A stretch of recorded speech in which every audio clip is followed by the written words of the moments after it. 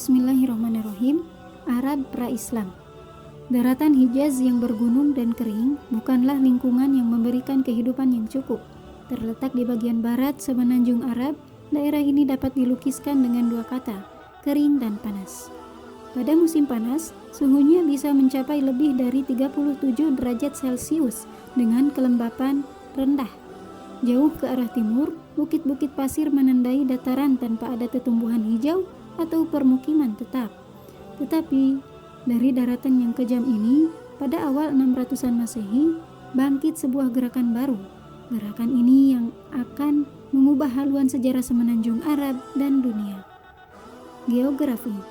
Luas semenanjung Arab lebih dari 2 juta kilometer persegi di pojok barat laut benua Asia.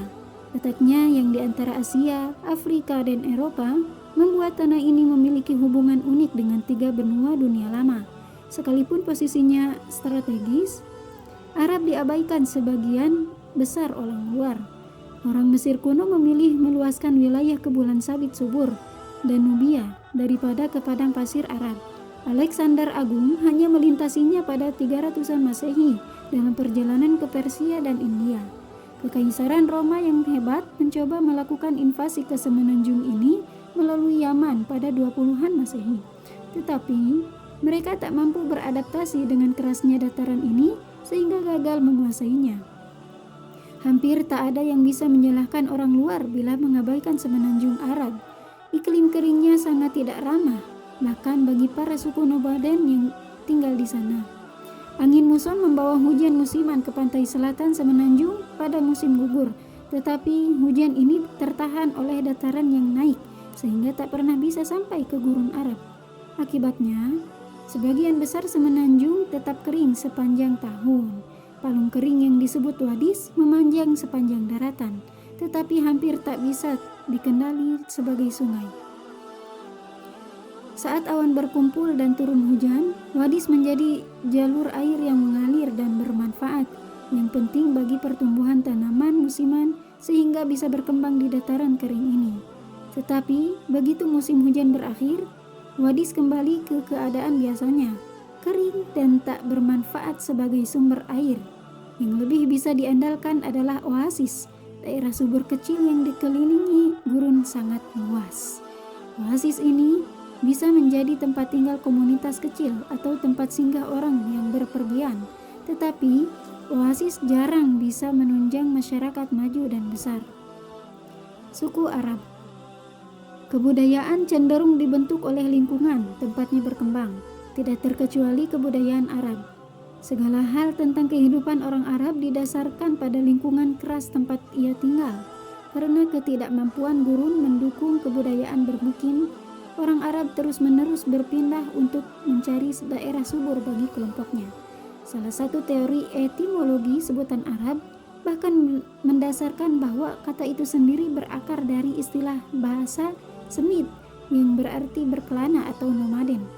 Orang Arab akan menghabiskan musim panas di sekitar oasis atau sumur manapun yang dapat diandalkan tahun demi tahun, sambil berusaha menjaga bahan makanan dan persediaan air dengan hidup sehemat mungkin. Setelah melewati musim panas, mereka akan bermigrasi ke selatan dekat Yaman, tempat turunnya hujan pada musim semi dan tanah subur untuk ternak mereka.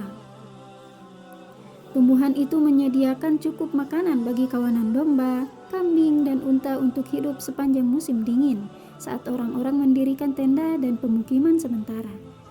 Saat hujan berhenti dan musim kering mulai lagi pada musim semi, orang Arab kembali ke oasis dan sumur untuk musim panas berikutnya.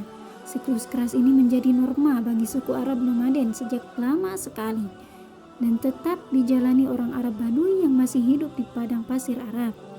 Padang pasir bukanlah tempat untuk sendirian. Dengan begitu banyaknya ancaman terhadap keberlangsungan hidup orang Arab, kerjasama komunitas sangatlah penting.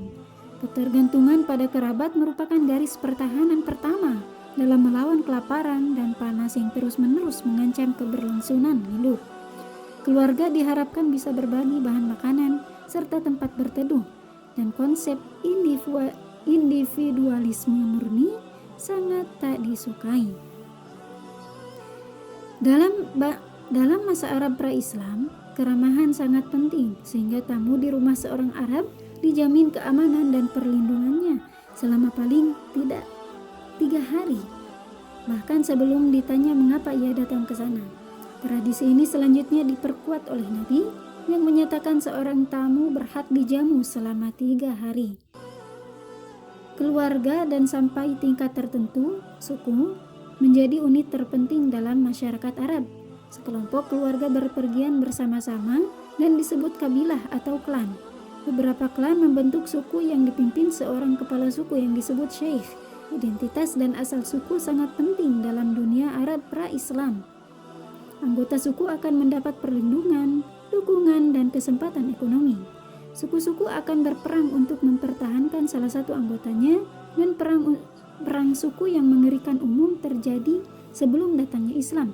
Persaingan memperebutkan tanah berumput dan kawanan ternak kerap membawa suku-suku pada perang yang menghancurkan, yang bisa berlangsung bertahun-tahun dan memakan banyak korban.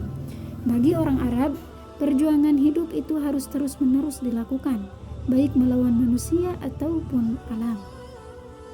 Dalam masyarakat suku dan nomaden seperti ini, ungkapan artistik sulit disalurkan. Sumber daya dan waktu yang dibutuhkan untuk menyelesaikan patung dan lukisan seperti kebudayaan kuno Mesir dan Yunani hampir tak ada. Tetapi, hasrat alamiah manusia mencari keindahan tak dapat dilenyapkan oleh pasir gurun. Malahan, hasrat ini menemukan bentuk baru, bahasa. Mungkin lebih dari bahasa lain di dunia. Bahasa Arab itu sendiri merupakan sebentuk ungkapan artistik. Kata dan struktur kalimatnya cair, menciptakan beragam cara untuk mengungkapkan suatu gagasan yang sama. Dengan demikian, puisi menjadi seni de facto di Arab. Syair epos sepanjang yang memuja suku dan kepahlawanan menjadi karya seni terbesar mereka. Penyair terbaik didapuk menjadi pesohor dengan segala cara. Kata-kata mereka diingat oleh publik dan diulang-ulang lintas generasi. 7 syair terhebat pra-Islam dikenal dengan sebagai mu'allaqat, yang berarti yang tergantung. Syair tersebut dijuluki demikian karena digantung di dinding Ka'bah di Mekah, atau tergantung di hati seluruh orang Arab untuk menghormati medium berbentuk syair ini. Meskipun menjadi masyarakat sastra yang maju, tulisan masih langka di semenanjung Arab. Akan tetapi, bentuk bahasa tertulis ini pernah muncul pada 500-an Masehi. Hafalan sudah cukup bagi orang Arab yang mampu mengingat sejak ribuan baris, sehingga dapat mengulanginya bagi generasi masa depan. Menghafal nantinya terbukti menjadi kecakapan vital. Begitu Islam datang di semenanjung ini pada 600-an Masehi. Berbicara tentang agama, orang Arab pra-Islam hampir semuanya politeis. Tradisi Islam meyakini Nabi Ibrahim dan anaknya Ismail membangun Ka'bah di lembah Mekah pada masa lalu sebagai rumah pemujaan satu Tuhan. Ka'bah dibangun dalam bentuk kotak di atas pondasi yang dibuat oleh manusia pertama, yakni Adam. Dari tempat suci ini, Ismail bisa menyampaikan pesan monoteisme kepada bangsa Arab yang telah mengangkatnya sebagai bagian dari bangsa Arab sendiri. Tetapi, selama berabad-abad, anak cucu Ismail mendistorsi ajaran monoteismenya. Patung batu dan kayu dibuat untuk menampilkan sifat-sifat Tuhan. Selanjutnya, mereka menampilkan Tuhan-Tuhan yang terpisah sama sekali. Menjelang kedatangan Nabi Muhammad, ada 360 Tuhan di Ka'bah. Pesan Ibrahim dan Ismail tak seluruhnya hilang dari ingatan orang Arab. Bahkan beberapa ajaran pokoknya masih berperan penting bagi masyarakat ini. Tentu saja mereka masih mempercayai Tuhannya Ibrahim dan Ismail, yang dalam bahasa Arab disebut Allah. Tetapi mereka yakin bahwa Allah hanya salah satu dari banyak Tuhan yang ditampilkan lewat patung.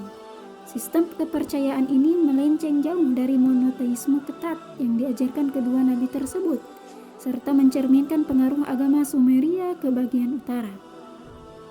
Masyarakat Kristen dan Yahudi yang terisolasi masih ada di dalam semenanjung Arab dan juga menghormati nabi-nabi tersebut. Tetapi itulah ujung kesamaan mereka. Penganut monoteisme yang tersebar di Arab cenderung menghindari asimilasi penuh dengan penganut politeisme Arab dan malah menciptakan masyarakat yang kecil. Tetangga Arab. Meskipun berada jauh di gurun semenanjung Arab, jauh dari kebudayaan yang lebih maju, bangsa Arab tidaklah terisolasi dari para tetangganya sama sekali. Bangsa Romawi telah menjadi adik kuasa regional di sepanjang perbatasan utara semenanjung pada dekade awal Masehi. Dengan memadamkan banyak pemberontakan Yahudi di provinsi Suriah Palestina, Romawi menegakkan kendali mereka di wilayah tersebut. Bagi bangsa Arab Badui, hal ini berarti hadirnya mitra dagang yang kaya dan kuat di sebelah utara. Para pedagang secara berkala melintasi bagian barat semenanjung dari Yaman di selatan menuju Suriah di utara. Dengan memperdagangkan barang-barang dari tempat-tempat jauh seperti India dan Italia, bangsa Romawi sudah puas bertahan di daerah yang lebih ramah dan familiar di bulan sabit subur dan membiarkan bangsa nomaden Arab melanjutkan perdagangan ke daerah-daerah yang lebih jauh. Di sebelah timur Laut Arab terdapat Plato Iran. Kebangkitan dinasti Sassanid di Persia pada 200-an Masehi menghadirkan persaingan panjang antara Romawi dan Persia yang akan berdampak kepada bangsa Arab. Batas antara dua kekaisaran besar ini berubah-ubah, tetapi biasanya ada di gurun Suriah, semenanjung Arab sebelah utara. Baik Romawi maupun Persia berusaha untuk mendapatkan keunggulan dengan memanfaatkan suku-suku Arab, biasanya yang telah memeluk agama Kristen sebagai wakilnya. Bersemangat memanfaatkan konflik ini untuk kepentingan sendiri, persekutuan dua suku Arab pun berkembang menjadi negara sekutu demi kekuatan besar. Penguasa Ghassanid mendirikan kerajaan dalam bentuk yang sekarang terdiri atas Yordania, Suriah, dan Palestina. Kerajaan itu berfungsi sebagai penyangga bagi kekaisaran Romawi. Dengan cara yang sama, Lakhmid mengontrol Mesopotamia Selatan dan melayani Persia. Kedua kerajaan Arab ini sangat berpengaruh oleh majikannya yang menghabiskan banyak dana untuk mempersenjatai daerah taklukannya dalam menghadapi musuh. Tetapi peperangan yang terus-menerus terjadi secara perlahan melemahkan seluruh pihak. Menjelang awal 600-an, Romawi dan Persia kelelahan akibat perang berpuluh tahun dan bersembunyi di balik kekuatan militernya. Ghassanid dan Lakhmid juga merasakan tekanan perang karena mereka hanya pion dalam konflik berkepanjangan ini. Tetapi kebanyakan suku Arab menghindari konflik eksternal di antara kedua kekuatan imperial tersebut. Mereka lebih tertarik melanjutkan perdagangan yang menguntungkan dengan dua kekaisaran tersebut daripada membantu memutuskan pemenangnya. Di sebelah selatan semenanjung terdapat kerajaan Aksum yang kuat di Abyssinia, Ethiopia sekarang ini. Berada di pegunungan Abyssinian, Aksum adalah negara perdagangan kuat yang menghubungkan kerajaan-kerajaan di pedalaman Afrika, rute laut Samudra Hindia, dan bagian selatan semenanjung Arab. Sebagai tempat persimpangan perdagangan, Aksum berpengaruh sebesar bagi pedagang Arab yang berdagang dengan orang Aksum di Yaman.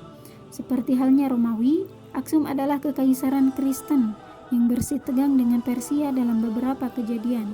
Pengendalian perdagangan melalui Yaman merupakan sumber konflik tanpa henti karena kedua belah pihak berusaha menjadikan para pemimpin lokal sebagai pengikutnya. Dalam globalisasi dunia yang meningkat pada awal 600-an, bangsa Arab sadar akan keberadaan para tetangga mereka dan terpengaruh oleh peristiwa-peristiwa yang terjadi di luar semenanjung Arab. Mereka menjadi persimpangan tiga negara besar, menyebabkan mereka mafhum akan politik internasional dan memiliki keahlian memanfaatkan persaingan demi keuntungan mereka. Meski tinggal di lokasi yang berbahaya, bangsa Arab aman di tengah-tengah gurun. Mereka menyebut semenanjung itu Jazirat al-Arab, yang berarti pulau bangsa Arab, menggambarkan betapa terisolasinya bangsa ini. Keterisolasian ini terbukti sangat bermanfaat. Lingkungan yang keras membuat tak satu pun negara-negara di sekelilingnya dapat menyerbu dan menduduki tanah Arab. Siklus pengembaraan tradisional dan cara hidup mereka sebagian besar tak terpengaruh oleh politik dan perang regional. Dalam lingkungan yang terlindung ini, sebuah gerakan akan bangkit pada awal 600-an. Gerakan tersebut akan berimplikasi besar bagi negara-negara sekitarnya dan akhirnya seluruh dunia. Gerakan ini akan mengubah nasib bangsa Arab selamanya dengan membangun dan memanfaat kemampuan uniknya serta membuang perilaku budaya negatif yang telah menjadikan mereka bangsa nomaden pengembara dan suka berperang. Faktor geografi, iklim, dan politik bersama-sama menghadirkan lingkungan sempurna tempat Islam lebih cepat tumbuh menjadi kekuatan dunia dibanding gerakan agama atau kekaisaran manapun di dunia. Kekuatan itu akan menyapu padang gurun Arab, memasuki Romawi dan Persia yang sudah babak belur, menaklukkan berbagai wilayah dan mengasimilasi beragam bangsa, serta menciptakan imperium yang membentang dari Spanyol sampai India pada awal 700-an, terbesar di dunia saat itu. Pertumbuhan kekuasaan dan kebudayaan yang eksponensial belum terbayangkan oleh bangsa Arab pada awal 600-an. Mereka saat itu masih berjuang untuk bertahan hidup, tetapi semuanya dicapai karena kehadiran seseorang yang membawa pesan revolusioner dan janji bagi nasib baru bangsa Arab. Seseorang yang sanggup melangkahi padang pasir Arab, Muhammad. Terima kasih.